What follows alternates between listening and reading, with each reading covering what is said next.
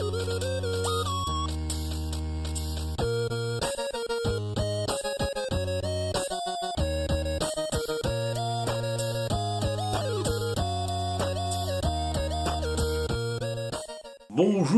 à toutes, bonjour à tous, bienvenue sur Comics Party, très heureux de vous retrouver aujourd'hui, j'espère que vous allez bien. On se retrouve pour parler de l'univers du Chevalier Noir, mais avant, je vous annonce le lancement du concours pour les 4000 abonnés, je vous en avais déjà parlé il y a quelques temps.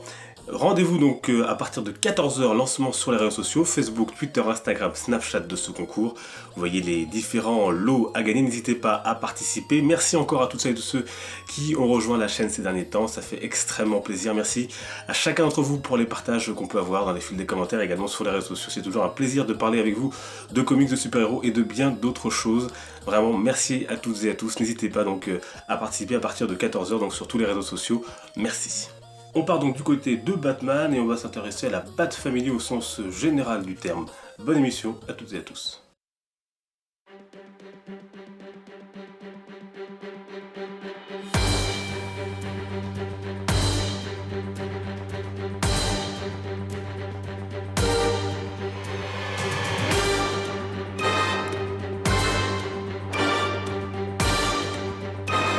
Batman est souvent décrit comme un héros solitaire, ce qui n'est pas totalement vrai, car certes, Bruce Wayne a perdu son père et sa mère très jeune, assassinés sous ses yeux un soir alors qu'il sortait du cinéma. Il a alors décidé de combattre le crime sous l'identité de Batman, mais quand on regarde attentivement, de nombreux alliés sont venus lui prêter main forte et lui apporter un peu de réconfort au fil de ses aventures. Certains l'ont sans doute même sauvé d'une folie qui le guettait.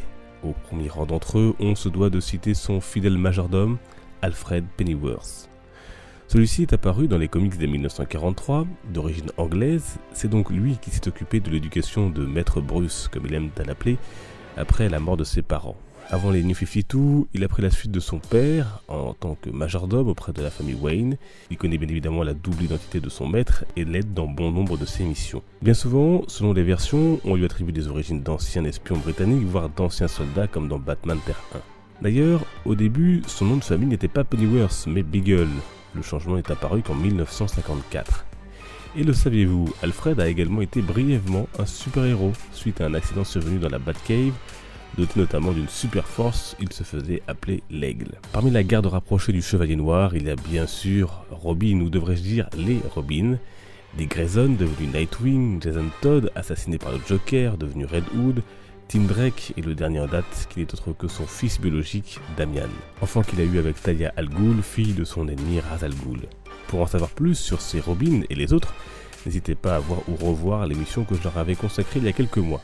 Ce qui est intéressant, c'est que ces sidekicks renvoient à la solitude et à la douleur que Bruce a ressentie à la mort de ses propres parents, car bien souvent, ces gamins sont eux aussi orphelins à l'image des parents de Dick assassinés sous ses yeux dans un cirque.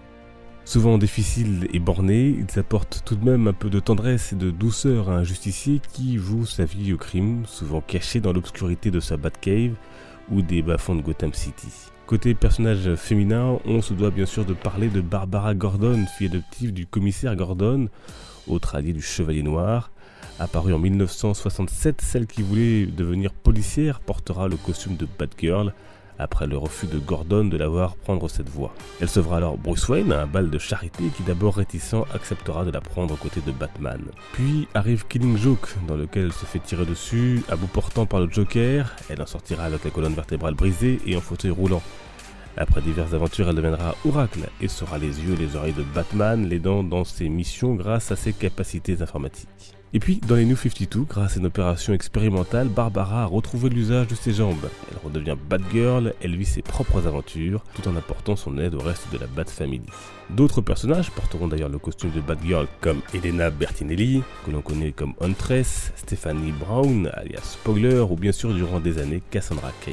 Autre personnage féminin très intéressant, Batwoman. La première à avoir porté le costume est Katie Kane, qui n'est autre que la cousine de Bruce Wayne. L'incarnation moderne de l'héroïne est Kate Kane, elle est notamment ressortie avec la célèbre officier de police René Montoya. Et vous pouvez d'ailleurs retrouver le personnage de Batwoman dans l'animé Batman Bad Blood, Mauvais Sang, tout comme Batwing, dont l'incarnation moderne n'est autre que Luke Fox, fils de Lucius Fox qui gère l'entreprise Wayne. Je n'ai abordé que quelques membres de la Bat Family, il s'agit ici, dirons-nous, de la garde rapprochée. On aurait pu citer aussi Flamebird, Huntress ou encore Lacey Tompkins. Quoi qu'il en soit, ces personnages dits secondaires ne le sont pas tant que ça. D'abord parce que bien souvent, ils vivent des aventures à part dans leurs propres comics. Ensuite parce qu'ils permettent sans aucun doute à Bruce Wayne de ne pas sombrer dans une mélancolie ou une folie meurtrière. Ils lui rappellent ce qu'il a de bon en lui. Il s'agit d'une famille très spéciale mais qui a des côtés qui ressemblent à celles que nous connaissons. Malgré les épreuves, les hauts et les bas, ils sont toujours là pour s'entraider. Voilà, j'espère que ça vous aura plu. N'hésitez pas à la partager cette vidéo si elle vous a plu et également à me dire dans le fil de commentaires quel membre de la Bat Family vous aimez le plus. On se retrouve donc sur les réseaux sociaux pour le concours qui commence donc à partir de 14 h tout à l'heure. N'hésitez pas à participer, il dure une semaine. Bonne chance à toutes et à tous. On se retrouve quant à nous la semaine prochaine pour une nouvelle vidéo. D'ici là, portez-vous bien. Merci du fond du cœur de votre fidélité. Les comics sont une fête. Ciao.